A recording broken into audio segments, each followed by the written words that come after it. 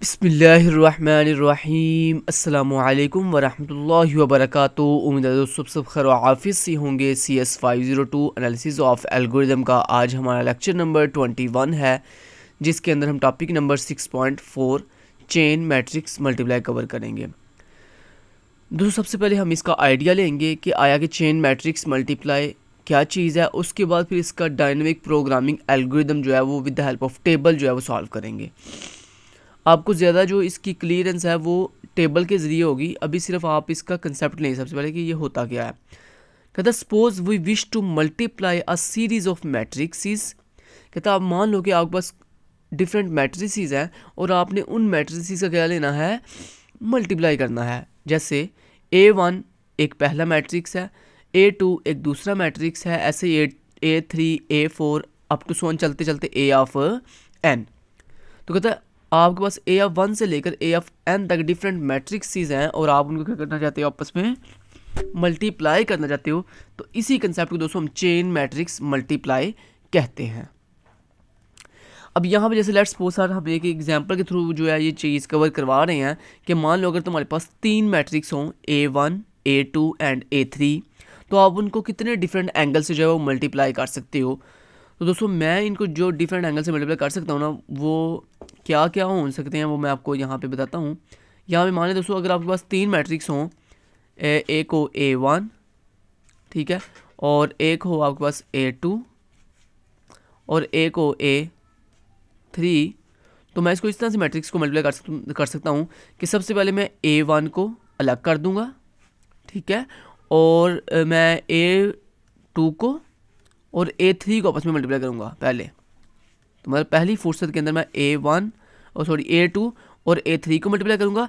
जो आंसर आएगा देन मैं उसको मल्टीप्लाई करूँगा A1 के साथ। एक तरीका तो ये हो सकता है। दूसरा तरीका ये हो सकता है कि मैं पहले A1 को A2 से मल्टीप्लाई करूँ, ठीक है। पहली फुर्सत के अंदर मैंने क्या किया, A1 को A2 से मल्टीप्लाई कर दिया, देन जो इसका आंसर आएगा उसको मैं A3 से मल्टीप्लाई कर दूंगा, ठीक है।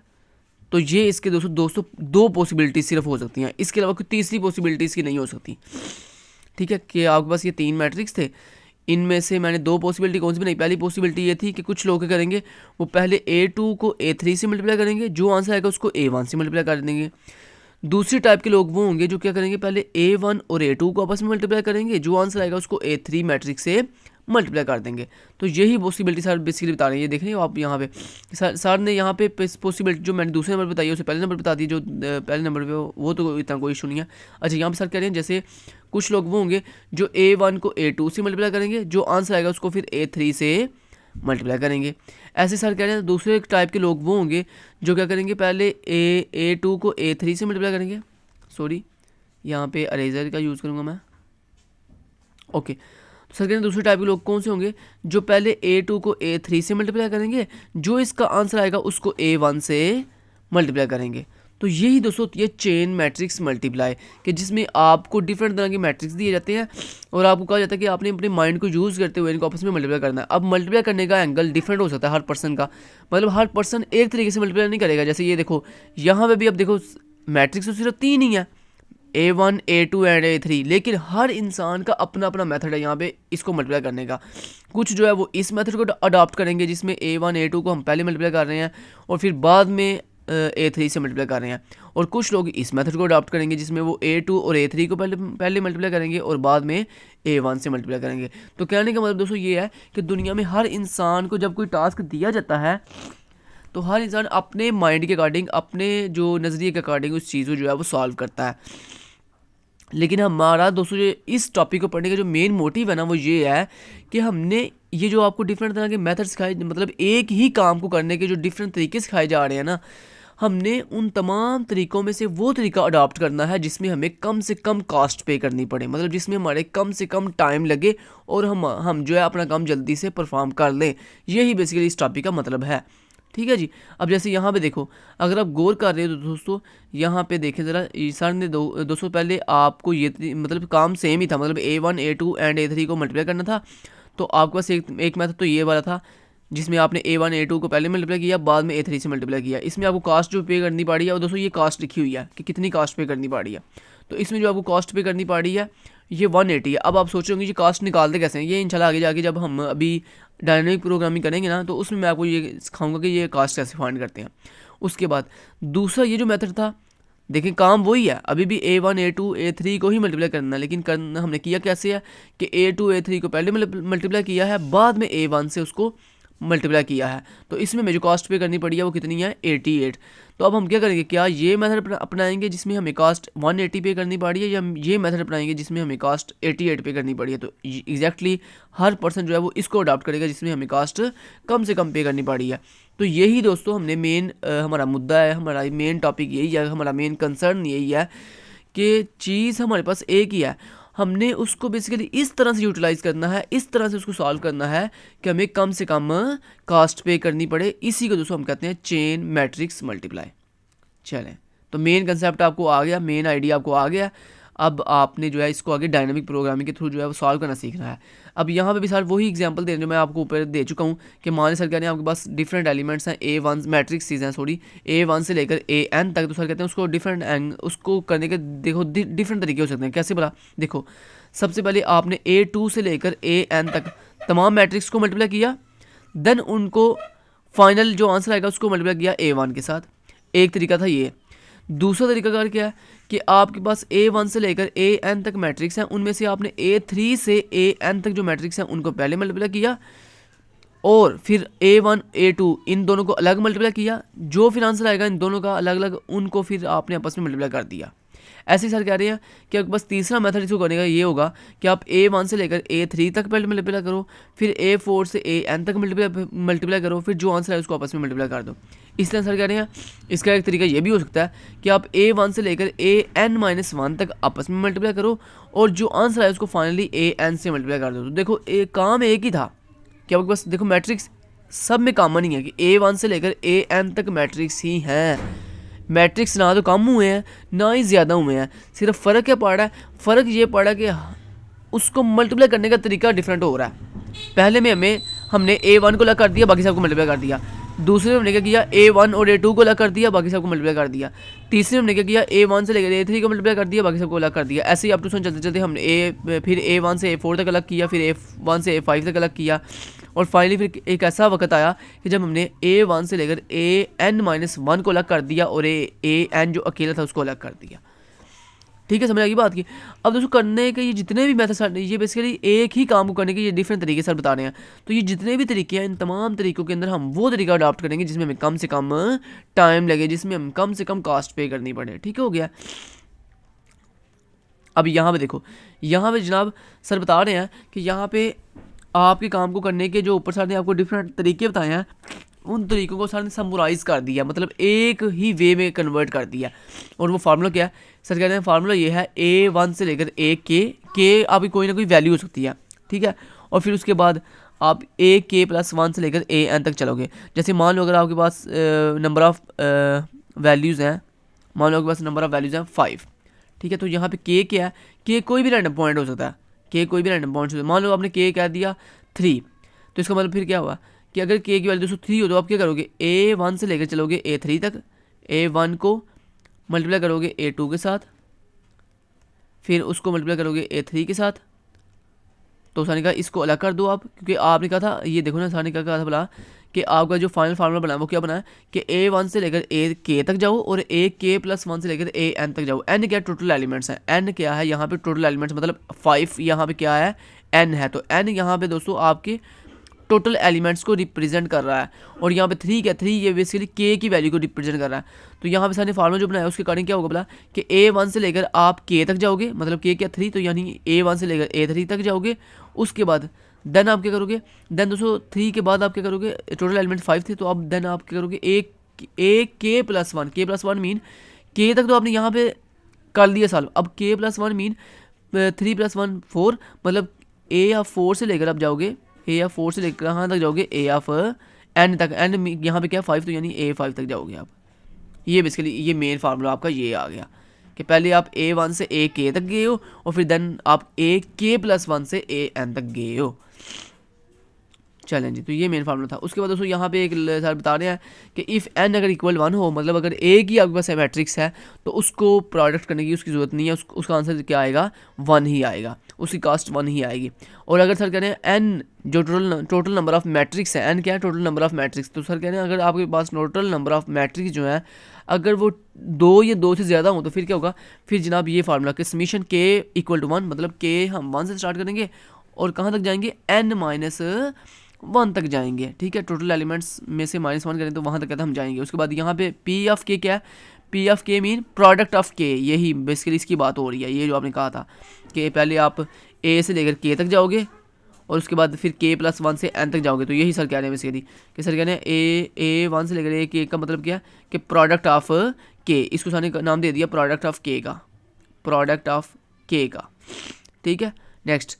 और उसके बाद ये क्या, पी ऑफ n माइनस के, n माइनस के क्या है, ये दूसरी आपकी ये जो दूसरी राइट साइड है इसको सर बता रहे हैं कि n माइनस के, ये n माइनस के कैसे आया, तो ये आपका क्या था, A1 से लेकर A3 तक, मतलब AK तक, तो ये P of product of K आ गया। उसके बाद यहाँ पे सर कह रहे हैं जी प्रोडक्ट ऑफ n माइनस के, n क्या है, total number of elements, minus के क्या है, आपका कोई भी मिड पॉइंट। ठीक है, तो अगर दोस्तों हम इसको सॉल्व करें तो ये हमारे पास एग्जैक्ट यही आंसर आएगा, ये जो हमने निकाला अभी भी। ठीक है, तो मान लो अगर आपके पास 5 एलिमेंट्स हैं, 5 एलिमेंट थे, तो यहाँ पे कितने एलिमेंट थे, 3, यहाँ पे कितने एलिमेंट हैं, 2। हमने ये प्रूव करना है क्या हमारा ये फार्मूला बिल्कुल ठीक है। तो पी ऑफ के मतलब प्रोडक्ट ऑफ के, तो प्रोडक्ट ऑफ के की वैल्यू क्या थी, 3। तो यहाँ पे क्या देखो क्या पहले यहाँ पे जो पहली आपकी ब्रैकेट क्या है, इसमें 3 एलिमेंट है, यस 3 ही एलिमेंट है, तो हमने ये प्रूव कर दिया, ये बिल्कुल ठीक फार्मूला ये पहले वाला। उसके बाद अभी इसको प्रूव करते हैं कि प्रोडक्ट ऑफ n माइनस के, n क्या है 5 और k क्या है 3, तो -3। अगर आप 5 में 3 माइनस करो जो आप कहता है 2, तो देखो क्या ये आपकी इस ब्रैकेट के अंदर 2 ही एलिमेंट है, यस A4 A5, यस 2 ही एलिमेंट है, तो इसका मतलब हमारा दोस्तों ये फार्मूला बिल्कुल ठीक है।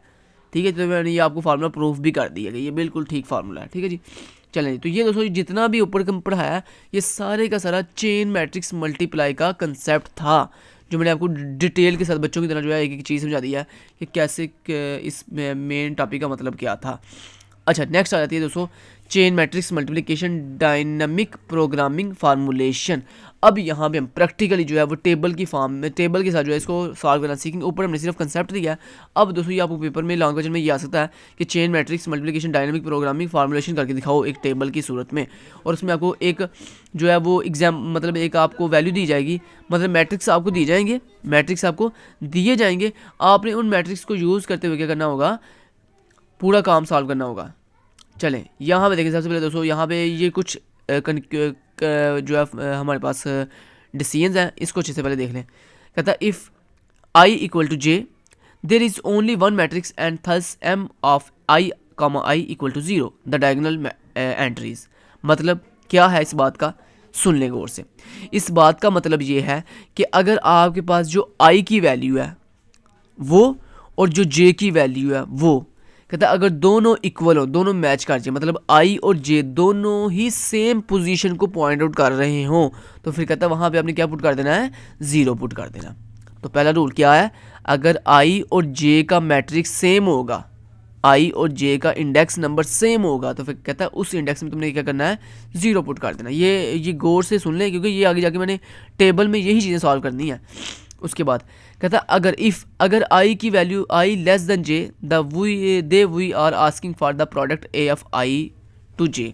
मतलब दूसरा पॉइंट उसने क्या कहा है, कहता अगर आई की वैल्यू जो है, जो आई की पोजीशन है, आप ऐसे पढ़ लो, जो आई का इंडेक्स नंबर है, पोजीशन है, कहता अगर वो जे की पोजीशन से छोटी है तो फिर कहता हम क्या करेंगे, प्रोडक्ट फाइंड करेंगे। और तीसरा पॉइंट ये है कि अगर जनाब जे की जो पोजीशन है वो आई से छोटी है, मतलब सिंपल ये कि मतलब आई की जो पोजीशन है वो जे से बड़ी है। पहले में क्या था कि अगर आई और जे दोनों बराबर हैं तो फिर आपने वहाँ पे 0 पुट कर देना। दूसरी कंडीशन क्या है कि अगर आई की जो पोजीशन है वो जे से छोटी है तो फिर आपने प्रोडक्ट फाइंड करना है। और तीसरी जनाब जी ये है, तीसरी आपकी कंडीशन ये है कि अगर आई की जो वैल्यू है, अगर आई की जो वैल्यू है वो जे से ग्रेटर है, जे से बड़ी है, तो फिर कहता है आपने क्या करना, कुछ भी नहीं करना, फिर भी आपने 0 ही पुट कर देना वहाँ पे। ठीक हो गया, चलें नेक्स्ट। अब यहाँ पे देखें, यहाँ पे गौर करें जरा, एम आई कामा आई का मतलब वही सेम कंडीशन, मतलब ऊपर जो आप पढ़ी है अभी कि अगर आई और जे की वैल्यू इक्वल होगी तो यहाँ पे ये पहला आई है, ये आई को रिप्रेजेंट कर रहा है, और जे जो है जे ये आई दूसरा आई जे को रिप्रेजेंट कर रहा है। तो मतलब वो कह रहा है कि अगर आई की जो पोजीशन है वो जे की पोजीशन की इक्वल हो जाएगी तो आपने क्या वहाँ पे पुट कर देना है, 0 पुट कर देना है। लेकिन कहता है अगर आई और जे की वैल्यू इक्वल नहीं होगी, मतलब आई जो है वो जे से छोटा होगा, तो फिर कहता है आपने क्या करना है, फिर ये वाला फार्मूला अप्लाई करना है, क्या, मिन ऑफ, मतलब मिन ऑफ आई कामा के plus min of K plus 1 comma J plus P of I minus 1 P of K and P of J. ये फार्मूला कहता है आपने क्या करना है, वहाँ पे सॉल्व करना है। ठीक है, वहाँ पे ये वाला फार्मूला आपने क्या करना है, सॉल्व करना है। अब ये फार्मूला कैसे करना है, बस ये फार्मूला आप याद रख लो, आगे जाके जनाब इसको आप यूज़ करोगे, यूटिलाइज़ करोगे। समझ आएगी बात की, इसको आगे जाके आप यूटिलाइज़ करोगे। तो चलें, आपको अभी इस चीज़ की इंशाल्लाह ये जो फार्मूला है ये बस फार्मूला आपने याद कर लेना, पेपर में आपको ये फार्मूला आपको बड़ा इंपॉर्टेंट है। ये फार्मूला बस आपको आ गया तो अभी ये पूरा टेबल सॉल्व कर लोगे, मैं आपको गारंटी देता हूँ। चलें जी, यहाँ पे आते हैं तो इंशाल्लाह आपको ये पूरी चीज़ समझ आ जाएगी। तो चलिए इसको सॉल्व करना स्टार्ट करते हैं। सबसे पहले जनाब हमें सर ने जो मैट्रिक्स दिया है वो 5 का मैट्रिक्स है। वो कैसे मुझे पता चला, यहाँ पे सर ने हमें एक सपोज एग्जाम्पल दी है, ये देखो एग्जाम्पल, इसी एग्जाम्पल को हम सॉल्व करने जा रहे हैं। कहता let us go through an example, we want to find the optimal multiplication order for, कि हम एक ऑप्टिमल सोल्यूशन फाइंड करने जा रहे हैं जिसमें हमें कम से कम कॉस्ट पे करनी पड़ेगी। और उसके हमें जो सर ने एग्जांपल दिया वो ये मैट्रिक्स है A1 से लेकर A5 तक। इसका मतलब फिर क्या हुआ कि आपके पास 5 मैट्रिक्स हैं, और हर मैट्रिक्स क्या होता है ना, रो और कॉलम होते हैं। हर मैट्रिक्स के पास क्या होते हैं, रो एंड कॉलम होते हैं। और यहाँ पर देखो पहले जो मैट्रिक्स A है उसकी वैल्यू क्या है, 5 × 4, ये इसकी वैल्यू लिखी हुई है 5 × 4, उसके मतलब I की वैल्यू 5 है और J की वैल्यू उसकी 4 है। A(2) के अंदर I की वैल्यू 4 है और J की वैल्यू 6 है। A(3) के अंदर I की वैल्यू 6 है एंड J की वैल्यू 2 है। A(4) के अंदर 2 × 7 है और A(5) के अंदर 7 × 3 है। ये बेसिकली वैल्यू सर आपको पेपर में देंगे। ठीक है, तो सर आपको ये भी बताएंगे कि आपके पास मैट्रिक्स कितने हैं और हर मैट्रिक्स की क्या क्या वैल्यू है, ये सर आपको देंगे। और एक चीज़ का खास ख्याल रखिएगा, अगर आप गौर करो तो दोस्तों हर मैट्रिक्स की सेकंड वैल्यू अपने से आगे वाले मैट्रिक्स की फर्स्ट वैल्यू से मैच कर रही है। देखो A(1) की सेकंड वैल्यू 4 है और A(2) की फर्स्ट वैल्यू 4 है। ऐसे ही A(2) की सेकंड वैल्यू 6 है और A(3) की फर्स्ट वैल्यू 6 है। तो ये भी चीज़ आपने खास ख्याल रखना है कि पेपर के अंदर जो आपको इस चेन मैट्रिक्स मल्टीप्लिकेशन को करने के लिए जो एग्जाम्पल दी जाएगी पेपर में करने के लिए, आपने पहले वेरीफाई कर लेना है कि उसमें हर मैट्रिक्स के पास के 2 वैल्यूज़ हैं, इस तरह जैसे यहाँ पे दी गई हैं। एक चीज़, दूसरी चीज़ ये आपने वेरीफाई कर लेनी है क्या हर मैट्रिक्स की सेकंड वैल्यू अपने से आगे वाले मैट्रिक्स की फर्स्ट वैल्यू से मैच कर रही है। ये भी आपने वेरीफाई यहाँ पे वहाँ पे कर लेना है।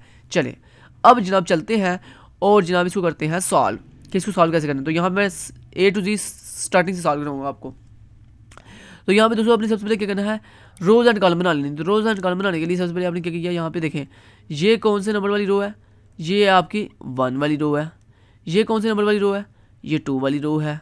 ये कौन से नंबर वाली रो है, अच्छा यहाँ पे मैंने मैट्रिक्स दोस्तों यहाँ पे 5 ये जो मैंने बॉक्स बनाया ये 5 का क्यों बनाया, मतलब 5 रोज एंड 5 कॉलम क्यों बनाया, क्योंकि दोस्तों यहाँ पे देखो आपको कितने मैट्रिक्स गिवन थे, मैट्रिक्स गिवन है 5, इसलिए जनाब जितने मैट्रिक्स गिवन हो उतने ही रोज एंड उतने ही कॉलम बनाते हैं। यही बात मैंने आपको क्लियर कर यहाँ पे कर दी है कि मुझे कैसे पता चला कि यहाँ पे मुझे 5 रोज एंड 5 कॉलम बनाने हैं। तो बेसिकली मैंने आपको ये भी बता दिया कि आपको जितने सारे पेपर में मैट्रिक्स दिए होंगे ना, आपने उतने ही रोज एंड उतने ही कॉलम बना लेने हैं। मान लो अगर आपको सारे 2 मैट्रिक्स दिए हैं तो आपने क्या करना है, 2x2 का मैट्रिक्स बना लेना है, मतलब 2 रोज एंड 2 कॉलम बना लेने हैं वहाँ पे। अगर सर ने आपको 3 मैट्रिक्स दिए हैं तो आपने 3x3 का मैट्रिक्स बना लेना है, मतलब 3 रोज एंड 3 कॉलम। अब यहाँ पे मुझे सर ने 5 मैट्रिक्स दिए हैं तो मैंने क्या किया, मैंने 5x5 का मतलब एक टेबल बना लिया, मैट्रिक्स बना लिया। तो यहाँ पे देखिए 1 वाली रो, ये 2 वाली, ये जो आपकी हॉरिजॉन्टल लाइन होती है इसको रो कहते हैं। तो ये फर्स्ट वाली रो है, ये सेकंड वाली रो है, उसके बाद ये आपकी थर्ड वाली रो है, ये आपकी फोर्थ वाली रो है, ये आपकी फिफ्थ वाली रो है। ठीक है, इसी तरह ये आपका फर्स्ट वाला कॉलम है, ये आपका सेकंड वाला कॉलम है, ये आपका थर्ड वाला कॉलम है, ये आपका फोर्थ वाला कॉलम है और ये आपका फिफ्थ वाला कॉलम है। अब देखें ज़रा गौर से अब सुनिएगा। चलिए अब इनमें करते हैं वैल्यूज पुट। तो उसने क्या कहा था भला, उसने कहा था अगर आई की वैल्यू जे की वैल्यू के इक्वल होगी, मतलब आई की पोजीशन जो है, आई की पोजीशन मीन आई का नंबर। अब दोस्तों आप इनमें से किसी को भी आई मानो और किसी को भी जे मानो, बल्कि एक स्टैंडर्ड मानो, सर ने जैसे माना हुआ है। सर बेसिकली इसको जो है वो आई मान रहे हैं, इसको सर क्या मान रहे हैं, आई मान रहे हैं, या इसको जे मान रहे हैं। वो अभी देख लेते हैं, 1 मिनट ज़रा। 2 अगर ग्रेटर है हाँ ठीक है, इसको सारा आई मान रहे हैं, ये जो रोज है ना सारी इसको आई मान रहे हैं, तो यस आई रो को ही मानते हैं, क्योंकि यहाँ पे सारे कहा था आई इंटू जे, याद आया, आई इंटू जे, जैसे यहाँ पे भी सारे ने आपको बताया था, ये पहली वैल्यू आई है और दूसरी वैल्यू जे है। सो ये पहली वैल्यू रो के लिए होती है और दूसरी वैल्यू कॉलम के लिए होती है। सो एग्जैक्टली हमने ये बता रहे हैं कि ये दोस्तों आई है, ये जितनी वैल्यूज है ना रो की 1 2 3 4 एंड 5 ये आई की वैल्यूज हैं, ये आई की वैल्यू लिखी हुई है, मैं यहाँ पे लिख भी देता हूँ आपकी आसानी के लिए, ये भी आई है, ये भी आई की वैल्यू है, ठीक है। उसके बाद ये भी आपके पास आई की वैल्यू है और उसके बाद ये भी क्या है जी, आई की वैल्यू लिखी हुई है। ऐसे ये क्या है, ये सारी सारी जे की वैल्यू लिखी हुई है, ये भी जे की वैल्यू है, ठीक है, ये भी जे की वैल्यू है, ये भी आपके पास जे की वैल्यू है ऊपर टॉप पे कॉलम, और ये भी जे की वैल्यू है और ये भी जे की वैल्यू है। अब ज़रा गौर कीजिएगा, ये जो दोस्तों बॉक्स है, मुझे बताएं इस बॉक्स की आई की वैल्यू क्या है 1 और इस बॉक्स की जे की वैल्यू क्या है 1, मतलब जिस बॉक्स में हम खड़े हैं उसकी आई की वैल्यू 1 है और जे की वैल्यू 1। पहले दोस्तों रो की वैल्यू देखते हैं फिर कॉलम की वैल्यू। अगर मैं आपको कहूँ कि मुझे इस बॉक्स की आई की वैल्यू बताओ और जे की वैल्यू बताओ क्या, तो देखो आप क्या करोगे, सिंपल इसके बिल्कुल सामने देखोगे आई की वैल्यू क्या 2 और इसके बिल्कुल ऊपर देखोगे जे की वैल्यू क्या 3। तो मुझे बताइए यहाँ पे आई की, इस बॉक्स के हवाले से आई की वैल्यू 2 है, जे की वैल्यू 3 है, समझ आएगी बात की। तो इस तरह दोस्तों हमने फाइंड करना है, इस चीज़ को इस तरह से सॉल्व करना है। चलिए अब ज़रा गौर कीजिएगा, सबसे पहले देखें, अगर मैं इस बॉक्स के लिए चलूँ तो इस बॉक्स के अंदर आई की वैल्यू क्या है 1 और जे की वैल्यू क्या है 1। मुझे बताएं क्या आई की वैल्यू जे की वैल्यू सेम हो गई है? यस, आई की देखें वैल्यू भी 1 है और जे की वैल्यू भी 1 है। तो उसने कहा था अगर आई की पोजीशन और जे की पोजीशन क्या हो, सेम हो, तो उसने क्या कहा था भला, आपने वहाँ पे क्या पुट कर देना है, 0 पुट कर देना। तो मैंने यहाँ पे 0 पुट कर दिया। अब इस तरह देखें, यहाँ पे देखें आई की वैल्यू क्या है 2, अगर मैं इस बॉक्स की बात करूँ तो आई की वैल्यू क्या है 2 और जे की वैल्यू क्या है 1। उसने क्या कहा था भला कि अगर आई की वैल्यू जे की वैल्यू से बड़ी होगी, अगर आई की वैल्यू जे की वैल्यू से बड़ी होगी, मतलब आई की वैल्यू यहाँ पे 2 है और जे की वैल्यू 1 है, तो उसने कहा था अगर आई की वैल्यू, यहाँ पे मैं दोबारा फार्मूला लिख भी देता हूँ आपकी आसानी के लिए। उसने कहा था अगर आई जो है वो इक्वल हो किसके, जे के, तो कहता आपने वहाँ पे क्या पुट कर देना है, उसने कहा था वहाँ पे आपने पुट कर देना है 0, वहाँ पे आपने क्या पुट कर देना है 0। उसने कहा नेक्स्ट, उसने कहा था अगर आई की जो वैल्यू है अगर वो बड़ी हो, ग्रेटर हो किससे, जे की वैल्यू से, तो फिर उसने कहा था वहाँ पे फिर भी आपने क्या पुट कर देना है 0। और उसने फिर लास्ट पे कहा कि अगर आई की जो वैल्यू अगर वो छोटी है, आई की वैल्यू नहीं, आई की पोजीशन, अगर आई की जो पोजीशन है वो जे की पोजीशन से छोटी है, तो फिर उसने कहा था वहाँ पे आपने क्या करना है, वहाँ पे आपने प्रोडक्ट सॉल्व करनी है, वहाँ पे आपने क्या सॉल्व करनी है, प्रोडक्ट। तो अब देखें जहाँ जहाँ आई की वैल्यू जे के इक्वल होगी वहाँ पे मैं 0 पुट कर दूंगा, जहाँ पे आई की पोजीशन जे की पोजीशन से ग्रेटर होगी वहाँ पे मैं 0 पुट करूँगा। तो पहले तो इन दोनों को सॉल्व करते हैं ना। चलें अब यहाँ पे देखें, आई की जो वैल्यू है वो 2 है, इस बॉक्स के हवाले से आई की पोजीशन 2 है, जे की पोजीशन 1 है, तो मैं क्या पुट कर दूंगा 0। 0 क्यों पुट किया, क्योंकि आई की पोजीशन बड़ी है जे की पोजीशन से। तो देखो यहाँ पे यही बात हुई थी कि अगर आई की पोजीशन जे की पोजीशन से बड़ी होगी तो 0 पुट कर देना। इस तरह यहाँ पे देखो इस बॉक्स में आई की पोजीशन 3 है, जे की पोजीशन 1 है, तो यहाँ पे भी 0 पुट हो जाएगा। इस तरह आई यहाँ पे इस बॉक्स के वजह से आई की पोजीशन 4 है, जे की पोजीशन 0 है, यहाँ पे भी 0 पुट हो जाएगा क्योंकि आई की पोजीशन बड़ी है जे की पोजीशन से। ऐसे ही आई की यहाँ पे वैल्यू जो है 5 है और जे की वैल्यू 1 है, सो ये भी बड़ी है आई की वैल्यू। सो आई की वैल्यू जैसी बड़ी होगी तो 0 पुट कर देना। अब अगर मैं यहाँ पे देखूँ दोस्तों, तो यहाँ पे आई की वैल्यू 1 है, जे की वैल्यू 2 है, तो क्या आई की वैल्यू जे के इक्वल है? नहीं। क्या आई के पास जो वैल्यू है 1, क्या वो जे की वैल्यू 2 से बड़ी है? नहीं, छोटी है। तो फिर ये वाला फार्मूला उसने कहा पुट करना है, प्रोडक्ट लेनी है। तो इसका मतलब है जहाँ पे प्रोडक्ट लेनी है उसको मैं खाली छोड़ देता हूँ, जहाँ जहाँ प्रोडक्ट लेनी है वहाँ पे मैं खाली छोड़ देता हूँ। अब यहाँ पे देखें आई की यहाँ पे पोजीशन है वैल्यू है 2 और जे की वैल्यू 2, तो यहाँ पे इक्वल है तो 0 पुट कर दिया। ऐसे ही यहाँ पे आई की वैल्यू 3 है, जे की वैल्यू 2 है, आई की वैल्यू चूँकि बड़ी है, चूँकि आई की वैल्यू 3 है और जे की वैल्यू 2 है, सो आई की वैल्यू बड़ी है, सो यहाँ पे 0 पुट कर दिया। ऐसे यहाँ पे भी आई की वैल्यू 4 है और जे की वैल्यू 2 है, जहाँ भी 0 पुट कर दिया और यहाँ पे भी 0 पुट कर दिया। ऐसे यहाँ पे देखो ज़रा, यहाँ पे मुझे पता ये जे की वैल्यू सॉरी यहाँ पे बल्कि यहाँ पे देखो आई की इस अगर मैं बॉक्स की बात करूँ तो इस बॉक्स के अंदर, चलिए मैं अगर यहाँ से शुरू करूँ तो यहाँ से बताता हूँ। देखें आई की वैल्यू 1 है और जे की वैल्यू 3 है, आई की वैल्यू छोटी है जे से, जो यहाँ पे प्रोडक्ट लेनी है, तो यहाँ पे इसको खाली छोड़ देता हूँ। उसके बाद यहाँ पे देखो आई की वैल्यू 2 है, जे की वैल्यू 3 है, तो आई की वैल्यू छोटी है जे की वैल्यू से, तो यहाँ पे प्रोडक्ट लेनी है, इसको खाली छोड़ देता हूँ। उसके बाद यहाँ पे देखें आई की वैल्यू 3 है और जे की वैल्यू भी 3 है इस बॉक्स के हवाले से, तो यहाँ पे इक्वल है दोनों की वैल्यूज, तो यहाँ पे 0 पुट कर देंगे। उसके बाद यहाँ पे देखें आई की वैल्यू 4 है, जे की वैल्यू 3 है इस बॉक्स के हवाले से, तो आई चूँकि बड़ी है उसकी वैल्यू, तो यहाँ पे भी 0 पुट कर देंगे। यहाँ पे भी आई की वैल्यू बड़ी है तो यहाँ पे भी 0 पुट कर देंगे। अगर मैं इसके लिए चलूँ तो यहाँ पे आई की वैल्यू छोटी है, जे की वैल्यू बड़ी है, सो इसको खाली छोड़ देंगे। यहाँ पे प्रोडक्ट लेनी है, यहाँ पे प्रोडक्ट लेनी है, यहाँ पे भी प्रोडक्ट लेनी है, और यहाँ पे प्रोडक्ट नहीं लेनी। क्यों बोला? क्योंकि यहाँ पे दोस्तों इस बॉक्स के हवाले से आई की वैल्यू 4 है, जे की वैल्यू भी 4 है, दोनों इक्वल हैं, तो यहाँ पे 0 आ जाएगा। यहाँ पे आई की वैल्यू भी 0 है, यहाँ पे भी 0 आ जाएगा। आई की वैल्यू चूँकि बड़ी है, यहाँ पे 0 आ जाएगा। उसके बाद दोस्तों यहाँ पे देखिए आई की वैल्यू जे की वैल्यू इक्वल है, यहाँ पे भी 0 आ जाएगा।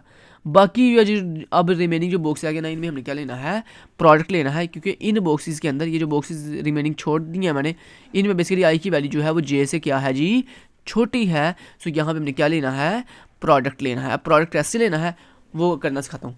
चलें जी, सबसे पहले इसका प्रोडक्ट लेते हैं। इसमें देखिए आई की वैल्यू क्या है? 1 और जे की वैल्यू क्या है? 2।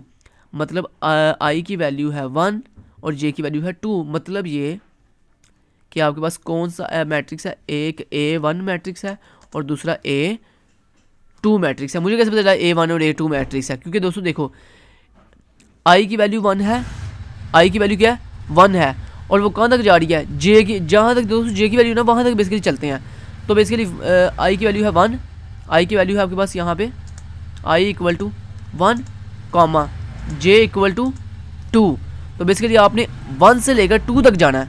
तो 1 से लेके अगर आप 2 तक जाओ तो कितने मैट्रिक्स बनते हैं? A1 and A2, simple. तो इसलिए मैंने यहाँ पे कहा दिया कि मेरे पास कितने मैट्रिक्स हैं। अगर दोस्तों आई की वैल्यू 1 हो, जे की वैल्यू 2 हो, तो मेरे पास कितने मैट्रिक्स बनते हैं? 2 मैट्रिक्स बनते हैं। अब इनकी प्रोडक्ट कैसी होगी? सिंपल प्रोडक्ट होगी कि A1 को अलग कर दो और A2 को अलग कर दो, सिंपल। तो मतलब एक ही मैट्रिक्स आएगा, इसमें और कोई दूसरा सिनेरियो बन नहीं सकता, क्योंकि 2 ही मैट्रिक्स है। सो एक तरफ हो गया, दोनों को आपस में मल्टीप्लाई कर दिया, ठीक है। इसमें कोई दूसरा कोई कंक्लूजन हो ही नहीं सकता। सो यही दोस्तों हमने करना बेसिकली।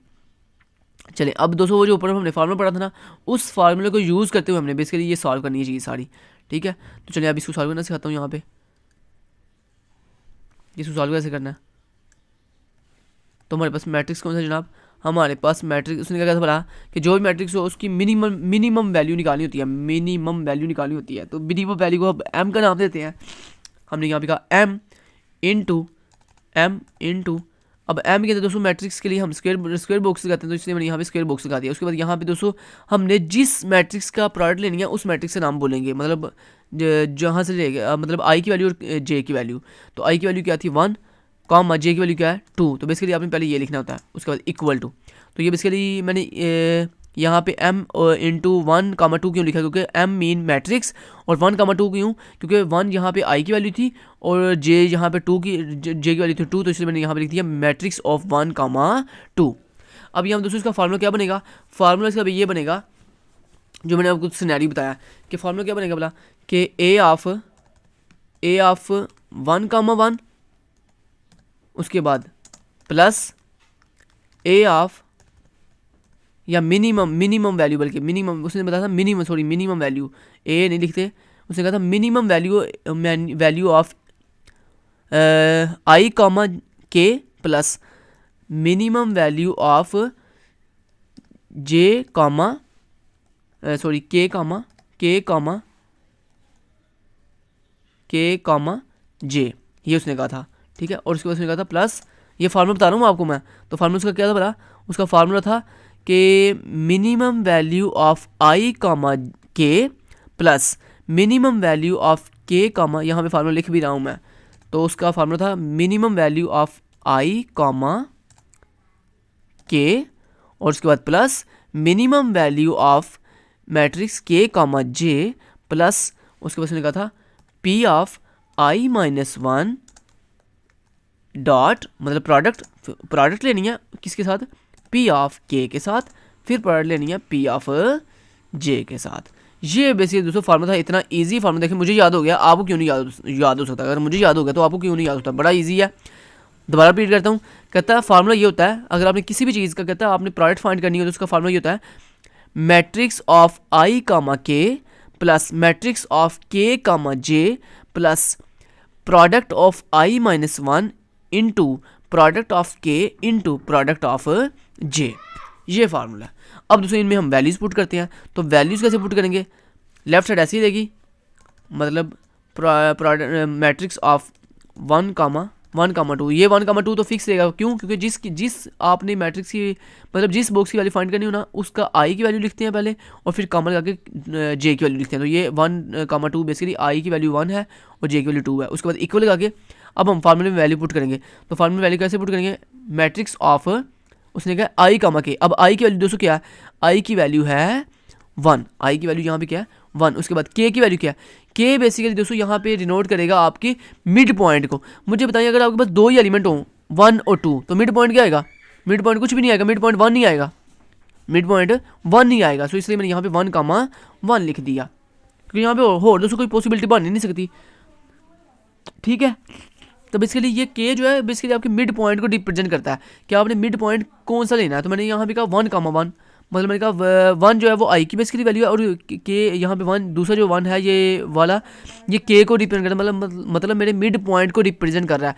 तो मेरे पास दोस्तों मैट्रिक्स ही सिर्फ दो हैं, एक A1 और एक A2। अब अगर मैं दोनों का मिड करूँ तो दोस्तों A1 नहीं आएगा, A2 तो आ ही नहीं सकता, क्योंकि A2 अगर मैं करूँगा यहाँ पे, अगर मैं कहूँगा A2 मिड पॉइंट A2 है तो वो तो आपकी आखिर वाला मैट्रिक्स है, क्योंकि आपके पास है ही मैट्रिक्स दो A1 और A2। तो अगर आप यहाँ पे 2 लिख दोगे तो वो तो आपका लास्ट वाला मैट्रिक्स है, तो इसलिए ऐसे नहीं हम करेंगे। तो हमने बेसिकली मिड पॉइंट निकालना कोई भी, तो हमने A1 ही ले लिया। उसके बाद दोस्तों यहाँ पे लगाया प्लस मैट्रिक्स ऑफ, उसके बाद उसने क्या कहा था, उसके बाद देन क्या कह रहा के की वैल्यू लिखो। तो हमने के क्या निकाला है? K1 निकाला है, तो जो हमने के निकाला है यहाँ पे वही सेम के लिख देना है। उसके बाद लगाया कॉमा, उसके बाद क्या जे की वैल्यू क्या है? जे बेसिकली रिप्रेजेंट कर रहा है आपके यहाँ पे सेकंड वैल्यू को। तो यहाँ पे देखो आपकी जे की वैल्यू आपको पता है यहाँ पे क्या है, तो वो तो आपको पहले से पता है। आई की वैल्यू यहाँ पे आपकी 1 है, ये आई की वैल्यू है, ये जे की वैल्यू है 2, तो यहाँ पे जे की वैल्यू है 2।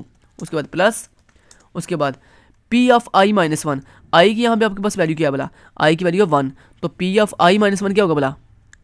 प्रोडक्ट ऑफ आई माइनस 1 क्या होगा बोला? कि पी की आई की वैल्यू 1 है तो 1 माइनस 1 जवाब है 0, मतलब मैट्रिक्स ऑफ A0। दोस्तों basically product of I minus 1 का मतलब बता कि यहाँ पे आपने वो वाला मैट्रिक्स लिखना है, आई की वैल्यू जो भी होगी ना वो वाला आपने यहाँ पे मैट्रिक्स लिख देना है। तो आई की वैल्यू थी 1, 1 माइनस 1 कितना होता है? 0, तो मतलब मैट्रिक्स ऑफ A ऑफ 0 लिख दिया। उसके बाद कहता है उसका प्रोडक्ट लेना है, ये डॉट जो है प्रोडक्ट को रिप्रेजेंट कर रहा है। उसके बाद पी ऑफ के, प्रोडक्ट यानी ऑफ के की वैल्यू हमने क्या निकाली है? के की वैल्यू दोस्तों हमने निकाली है 1, तो मतलब मैट्रिक्स ऑफ 1। उसके बाद डॉट, उसके बाद पी ऑफ जे क्या है? जे की वैल्यू आपके पास क्या है? 2, तो यानी मैट्रिक्स ऑफ A2। ये ले जी, तो देखो मैंने आपको सारी वैल्यूज पुट करना सिखा दी हैं। चलें अब यहाँ पे हम इसको मजीद सॉल्व करेंगे। तो मजीद सॉल्व जब करेंगे तो m ऑफ 1,2 ऐसे ही देगा, 1 आपकी आई की वैल्यू, 2 आपकी जे की वैल्यू। अब देखें यहाँ पे देखें m ऑफ 1,1 इसकी वैल्यू निकालें क्या है? 1,1 दोस्तों अगर हो तो वैल्यू क्या आती है? ये मैट्रिक्स ऑफ 1,1 का मतलब क्या है? यहाँ पे 1 जो है वो आपकी आई की वैल्यू है और ये 1 जो है वो आपकी के की वैल्यू है। तो 1, अगर 1 हो तो यहाँ पे आपकी वैल्यू आती है दोस्तों 0। अगर आप यहाँ पे भी देखो, मैं आपको दिखाता हूँ ज़रा, यहाँ पे आओ ज़रा, यहाँ पे देखो उसने क्या कहा था बोला कि अगर आपके जनाब 1 मतलब वैल्यू मैच कर रही है तो फिर आपने क्या करना होता है? वहाँ पे जनाब 0 पुट करना होता है, क्योंकि वैल्यू मैच कर गई है ना। इसलिए यहाँ पे एक हम लगता गड़बड़ कर गए हैं, गड़बड़ के कर गए हैं बोला, गड़बड़ ये कर गए हम हाँ यहाँ पे 1,1 और m ऑफ 2,2 क्यों? हाँ यहाँ पे एक चीज़ सॉरी दोस्तों, फार्मूले में क्या बोला? फार्मूले में आपने गलती ये की है कि वहाँ पे उसने कहा था कि पहले मैट्रिक्स में जब आप के तक लिखते हो तो उसके बाद अगले मैट्रिक्स में क्या करते हो? k+1 से स्टार्ट करते हो। तो यहाँ पे अगर k1 था तो k ऑफ 1 k+1 क्या होगा बोला? 2।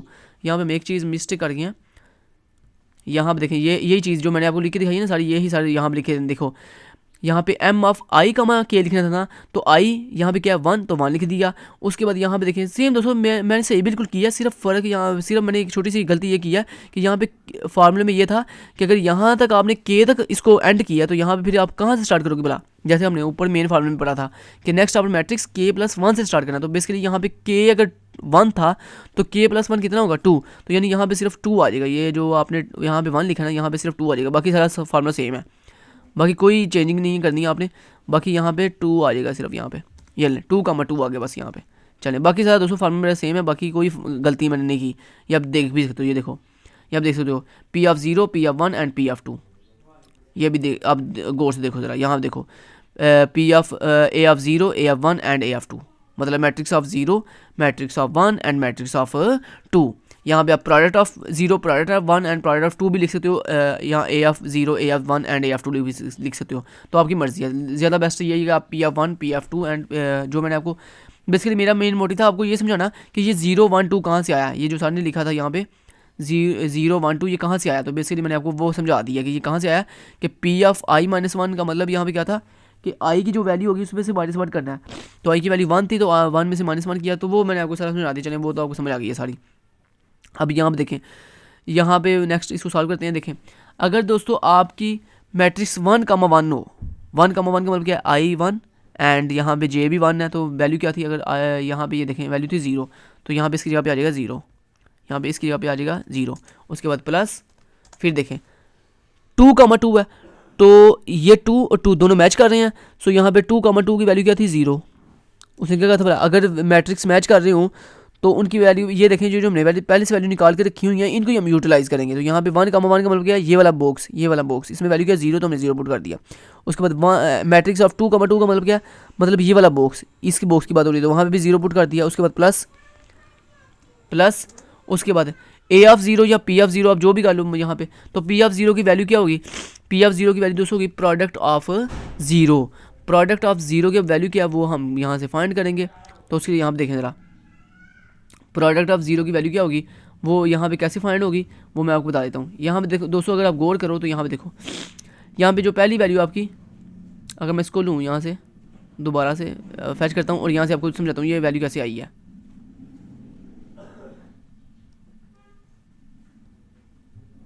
यहाँ पे देखो, अगर मैं इन वैल्यूज़ को लूँ तो इनमें से दोस्तों हमने ये बेसिकली निकालना है P0, P1, P3, P4 and P5 हमने सारा यहाँ से निकालना है। देखो अब जरा यहाँ पे पहली वैल्यू क्या है 5, यहाँ पहली वैल्यू क्या है 5, तो ये आपका हो गया P(0), P(0). उसके बाद दूसरी वैल्यू दोस्तों यहाँ पे क्या 4, तो ये आपका क्या है P(1), 4 यहाँ पे क्या है P(1). उसके बाद ये भी 4 है, चूँकि हमने 4 को ऑलरेडी नाम दे दिया P(1) का। उसके बाद नेक्स्ट 4 को छोड़ दें, नेक्स्ट वैल्यू क्या 6, ये मतलब यूनिक वैल्यूज आपने देखनी है। तो यहाँ पे नेक्स्ट वैल्यू है 6, तो 6 को हमने यहाँ पे नाम दे दिया P(2) का। उसके बाद नेक्स्ट ये 6 कवर हो गया, उसके बाद ये 2 है, तो 2 को दोस्तों हमने नाम दे दिया P(3) का। उसके बाद नेक्स्ट 2 के बाद 7 है, तो 7 को दोस्तों आपने ऐसी तरतीब से अपने चलते जाना है और 1 बाय 1 हर मैट्रिक्स के अंदर एक वैल्यू को आपने नाम देते जाना है। तो इसको नाम दे दिया 7 को P(3) के बाद P(4) का।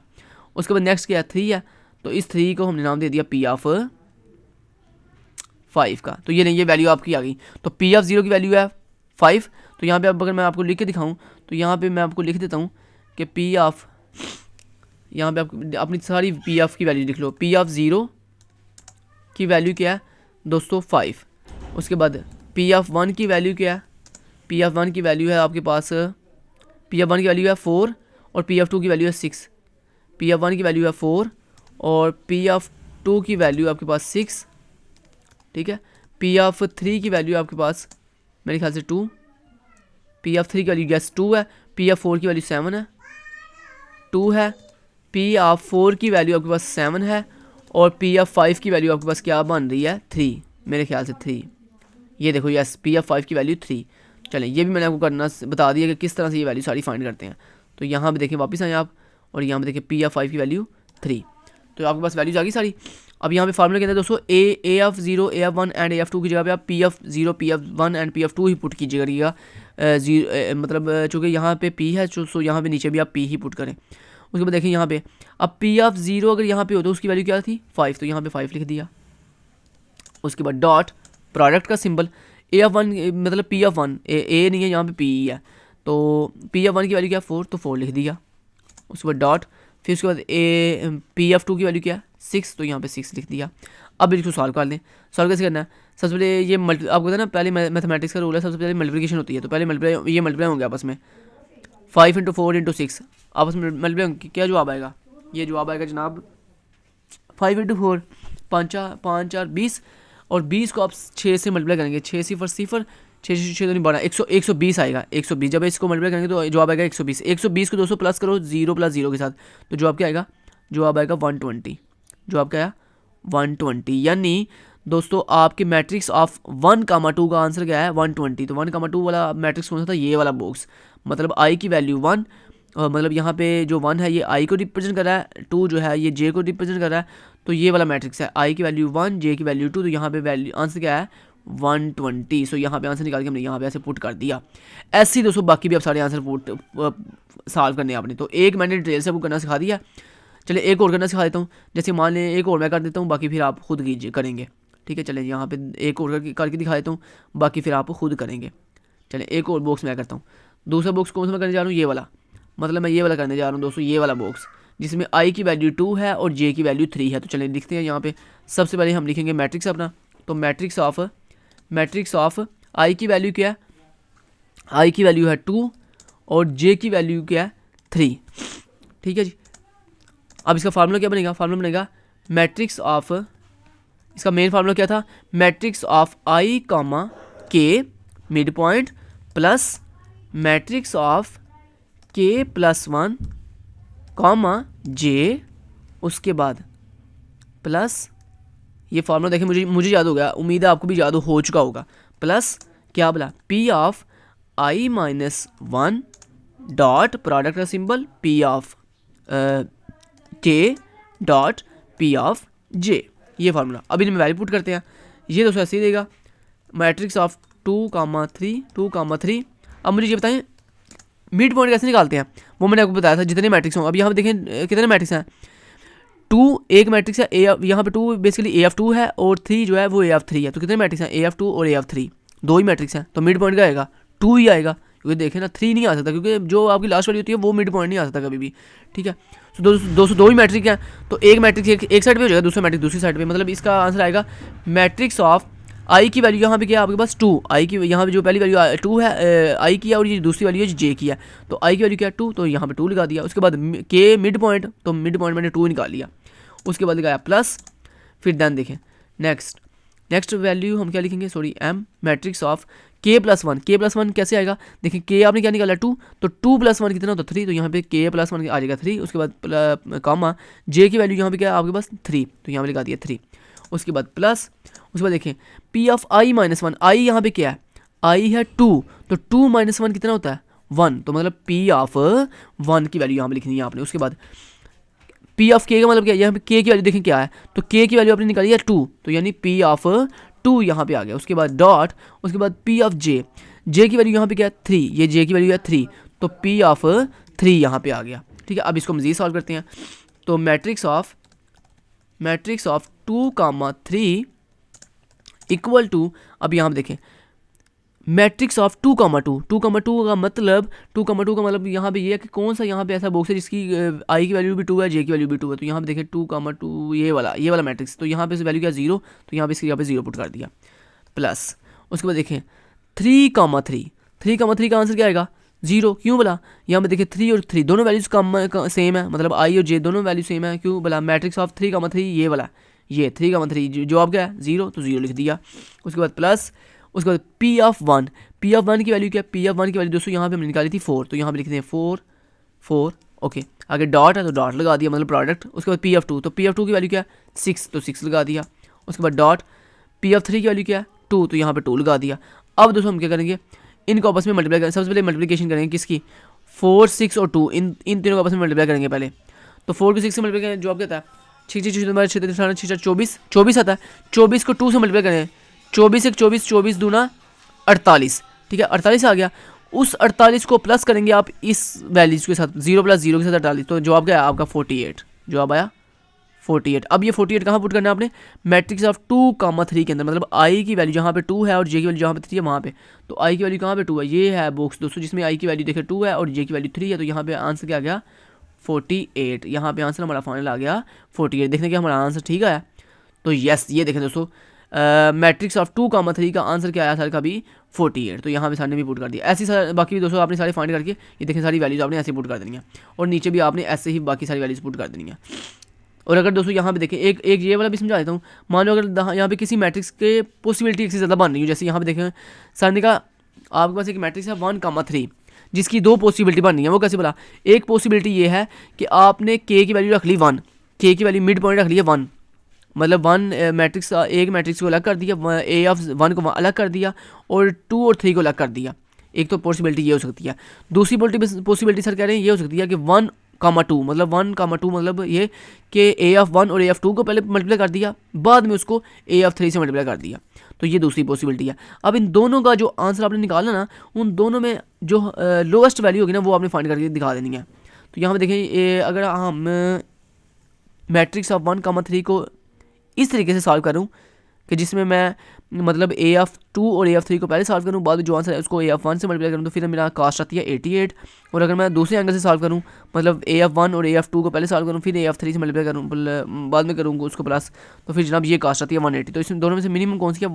88। तो दोस्तों हम इसको फॉलो करेंगे। तो हम ये आप गौर कर सकते हो, यकीनन बॉक्स नंबर 1,3 के अंदर, ये देखें बॉक्स नंबर 1,3 के अंदर, ये देखें बॉक्स नंबर 1 आई की वैल्यू 1 और जे की वैल्यू 3 के अंदर देखें सर ने 88 वैल्यू लिखी है। क्यों 88 लिखी है? क्योंकि दोस्तों हमारे पास दो पॉसिबिलिटी थी और उन दोनों में जो मिनिमम कास्ट थी वो 88 थी, हमने 88 लगा दिया। और एक और चीज़ यहाँ भी याद रखिएगा,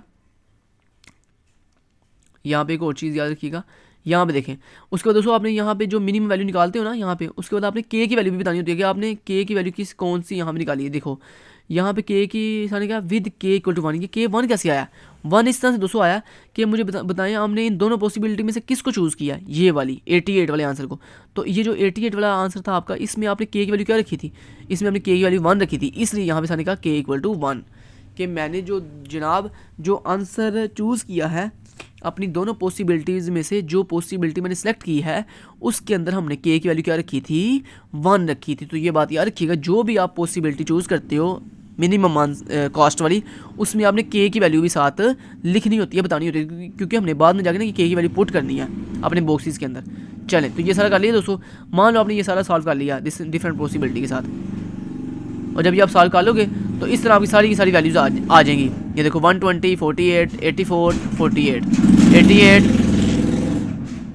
104, 144, इस तरह सारी आपने निकाल ली। अब दोस्तों आपने यहाँ पे क्या कर दिया, ये जो नेक्स्ट टेबल है ना, ये बेसिकली आपकी पोजीशन को रिप्रेजेंट कर रहा है। पोजीशन कैसे रिप्रेजेंट कर रहा है? देखो मुझे ये बताओ, आपने ये वाला आंसर कौन सी पोजीशन पे सॉल्व किया? फर्स्ट पोजीशन पे, क्योंकि ये तो आपने सारे 0 0 है ना, ये तो आपने सॉल्व किया ही नहीं। ये जहाँ जहाँ 0 आ रहा है इसका मतलब ये तो आपने सॉल्व किया ही नहीं है, ठीक है। ये वाला जो बॉक्स आपने कौन सी पोजीशन पे सॉल्व किया? मतलब ये जो बॉक्स आपने सबसे पहले सॉल्व किया, तो इसको आपने नाम दे दिया 1 का। ये बॉक्स आपने दूसरे नंबर पे सॉल्व किया, इसको नाम दे दिया 2 का। ये इसको नाम दे दिया 3 का, इसको नाम दे दिया 4 का। ऐसे दोस्तों ये वाला बॉक्स आपने कौन से नंबर पे सॉल्व किया? 5th नंबर पे, इसको नाम दे दिया 5 का, इसको नाम दे दिया 6 का, इसको नाम दे दिया 7 का। ऐसे ये आपने 8 नंबर पे सॉल्व किया, इसको 8 का नाम दे दिया, इसको 9 का नाम दे दिया, उसके बाद इसको 10 का नाम दे दिया। तो बेसिकली ये सारे बता रहे हैं, पोजीशन बता रहे हैं कि इस बॉक्स को मैंने कौन सी पोजीशन पे सॉल्व किया। तो ये बेसिकली पोजीशनिंग सर बता रहे हैं। तो ये देखो यहाँ पे सर बता रहे हैं ना, ये पोजीशनिंग, ये देखो सर कह रहे हैं इस बॉक्स को मैंने पोजीशन नंबर 1 पे सॉल्व किया, फिर इसको 2 पे सॉल्व किया, फिर इसको स्टेप नंबर 3 पे, फिर 4 पे, इसको 5 पे, 6 पे, 7 पे, 8 पे, 9 पे एंड 10 पे, ठीक है। ये हो गया। उसके बाद ये दोस्तों नेक्स्ट जो टेबल है इसमें सर ने ये जो ये तो 0 0 आपको पता लग गया ये 0 0 कैसे आए हैं। उसके बाद ये जो सर ने लिखा 1 1 3 3 2 3 3 3 3 और 4, ये सर ये जनाब कैसे आए हैं? ये बेसिकली निकाले हैं दोस्तों आपके हर बॉक्स का जो आंसर था, हर बॉक्स का ये जो आंसर है उसके आंसर के उस आंसर को आपने के की किस वैल्यू के लिए हासिल निकाला, वो बेसिकली के की वैल्यू सर पुट कर रहे हैं। तो यहाँ पे देखो ये जो आपने आंसर निकाला था 120, इसके अंदर के की वैल्यू क्या थी वो आपने बतानी है। तो 120 के लिए के की वैल्यू थी दोस्तों 1, चाहे देख लो जाके, यही मैंने आपको कहा था कि के की वैल्यू भी आपने साथ याद रखनी है। तो यहाँ पे देखो, ये देखो ज़रा मैट्रिक्स नंबर 1,2 के अंदर के की वैल्यू आपने क्या रखी थी? ये देखो ये है ना के की वैल्यू, जिसमें आप आई कामा के लिखते हो, तो ये के की वैल्यू, तो यहाँ पे के की वैल्यू क्या थी 2, सॉरी 1। उसके बाद दोस्तों 2,3 के अंदर आपकी के की वैल्यू थी 2। तो मतलब यहाँ पे आप गौर करो यहाँ पे अगर, तो यहाँ पे आपकी इस पोजीशन के ऊपर के की वैल्यू थी आपके पास 1, इस पोजीशन पे के की वैल्यू 1 थी, इस पोजीशन पे के की वैल्यू 1 थी, इस पोजीशन पे भी के की वैल्यू 1 थी। अगर मैं इसकी बात करूँ तो इस पोजीशन पे दोस्तों आपने के की वैल्यू क्या निकाली है? इस पोजीशन पे आपने के की वैल्यू निकाली है 1, इस पोजीशन पे भी आपने के की वैल्यू 1 निकाली है, ठीक है। ऐसे ही दोस्तों आपने बाकी भी सब जगह पे बता दिया कि मैंने हर बॉक्स के अंदर के की वैल्यू क्या निकाली थी, मतलब हर बॉक्स के अंदर जो वैल्यू फाइंड किया वो उसमें के की वैल्यू क्या थी, ये बेसिकली आपने बताना है। तो यहाँ पे देखिए आपने बता दिया यही, देखो 1 फिर उसके बाद 2 फिर 3 एंड 4।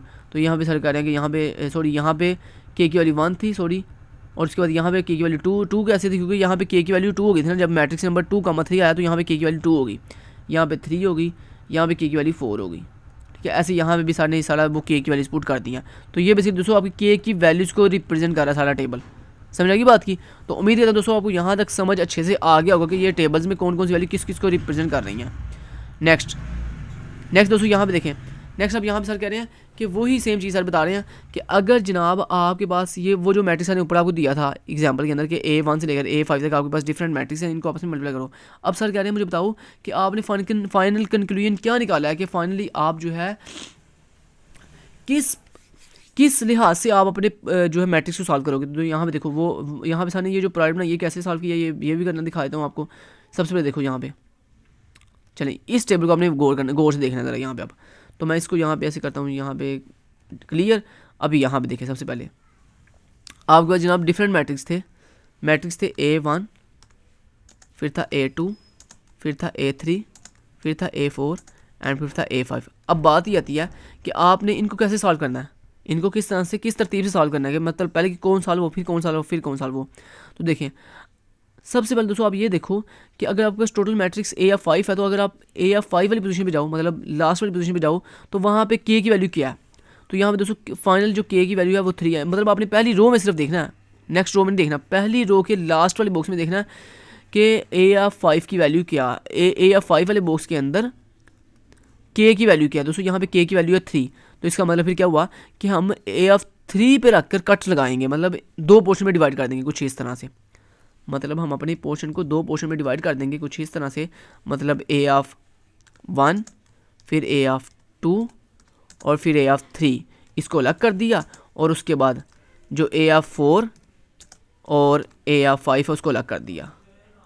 ये मुझे कैसे पता चला वो मैंने आपको तरीका बता दिया कैसे फाइंड करते हैं। सिंपली पहली रो के अंदर देखें कि जो आपका मैक्सिमम वैल्यू है A5, उसके अंदर K की वैल्यू क्या है। तो यहाँ पे K की वैल्यू थी 203। तो हमने क्या किया, हमने पार्टीशन कर दी 3 के लिहाज से, मतलब पहले 3 अलग कर दिए और नेक्स्ट 2 अलग कर दिए, पार्टीशन कर दी। ओके, तो ये हमने किसके लिहाज से किया, A5 के लिहाज से पार्टीशन किया, A5 के लिहाज से हमने देखा है।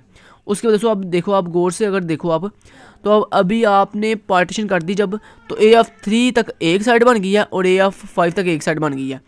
अब ये जो आपकी पहली साइड है देखिए, इसमें तो मजीद पार्टीशन हो नहीं सकती, क्योंकि इसमें तो पार्टीशन हो नहीं सकती। आपको पता है इसमें पार्टीशन अगर करेंगे भी तो क्या होगा, बोला A4 अलग हो जाएगा, A5 अलग हो जाएगा, इसमें तो मजीद पार्टीशन हो नहीं सकती।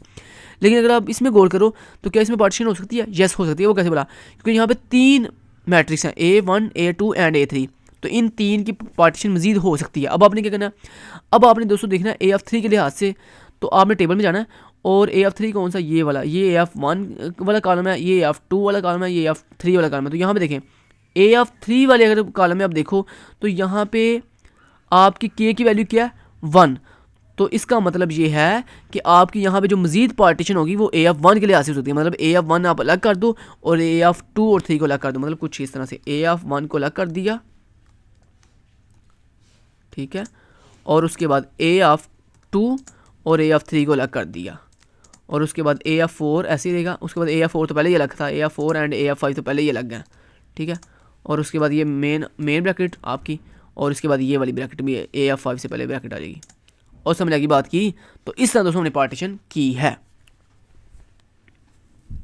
नेक्स्ट दोस्तों इसी पार्टीशन को सर ने जो है, ये पार्टीशन मैंने आपको समझा दिया कैसे किया। देन आप सर ने इसी पार्टीशन को जो है वो एक ट्री की फॉर्म में समझाया कि सबसे पहले हमने 3 के लिहाज से पार्टीशन की, फिर उस 3 के अंदर हमने 1 और 2 4 के लिहाज से पार्टीशन की, मतलब उस 3 के अंदर 1 को अलग कर दिया और 4 वाले पॉइंट से अलग हो गया। उसके बाद 1 के अगर दोस्तों हम लिहाज से देखें तो उसमें क्या था, AF1 है, और उसके बाद उसमें फिर मज़ीद 2 एलिमेंट है। मतलब अगर पहले हम बॉक्स को देखें, मतलब इसमें देखें ना, गौर करने ज़रा यहाँ पे देखें, अगर हम सिर्फ इस वाली पार्टीशन को देखें तो इसमें क्या है, इसमें AF1 अलग हो गया और आगे AF2 एंड AF3 कितने मैट्रिक्स हैं, 2 मैट्रिक्स हैं। और यही सर बता रहे हैं कि देखें यहाँ पे 2 मैट्रिक्स हैं, उन 2 मैट्रिक्स में फिर आगे कौन कौन से मैट्रिक्स हैं, AF2 एंड AF3। इस तरह अगर 4 के लिहाज से अगर हम चलें तो AF4 के अंदर, मतलब 4 वाली पार्टीशन के अंदर हमारे पास कौन कौन से मैट्रिक्स हैं, 2 मैट्रिक्स हैं, AF4 एंड AF5। तो इसी को सारे रिप्रेजेंट कर रहे हैं। तो यही दोस्तों हमने बेसिकली ट्री की फॉर्म में अपनी चीज़ को बयान कर दिया। उसके बाद दोस्तों ये एल्गोरिथम है, ये एल्गोरिथम सेम वैसे वर्क कर रहा है जैसे मैंने आपको डिटो कॉपी जो है ये सारी चीज़ें करके दिखाई हैं, प्रैक्टिकली सॉल्व करके दिखाई हैं। सेम ये मैट्रिक्स आप चाहे मेरी तरफ से आप रटा लगा लें इसको, ठीक है। ये मैट्रिक्स बेसिकली उसी चीज़ को रिप्रेजेंट कर रहा है, ठीक है। फाइनल चीज़ दोस्तों यहाँ पे ये थी कि आपका ये जो चेन मैट्रिक्स मल्टीप्लिकेशन है, इसको फाइनल एग्जीक्यूट होने के लिए कितना टाइम लगता है, थीटा ऑफ एन क्यूब। तो ये आपका एमसीक्यूज में पूछा जा सकता है कि बताओ आपका फाइनल जो रनिंग टाइम है चेन मैट्रिक्स मल्टीप्लिकेशन का वो कितना आता है, थीटा ऑफ एन क्यूब। ठीक है जी। तो ये दोस्तों जो आपका एल्गोरिदम है ये आपका होल एल्गोरिदम है, मतलब पूरा एल्गोरिदम है पूरे चेन मैट्रिक्स मल्टीप्लिकेशन का। और ये जो नीचे वाला ये जो एल्गोरिदम है ये आपके सिर्फ और सिर्फ मल्टीप्लाई का एल्गोरिदम है, जिसमें आप सिर्फ मल्टीप्लाई कर रहे हो अपने प्रोडक्ट्स को। ठीक है जी। तो ये उसका मैट्रिक्स है, सॉरी एल्गोरिदम है। तो ये दो एल्गोरिदम है, इन दोनों एल्गोरिदम को आपने same as it is ditto copy ऐसे ही कर लेना है। तो यहाँ तक दोस्तों आपका कंसेप्ट जो है कंप्लीट होता है आज का। Thank you so much, till then guys, take care, अल्लाह हाफिज़।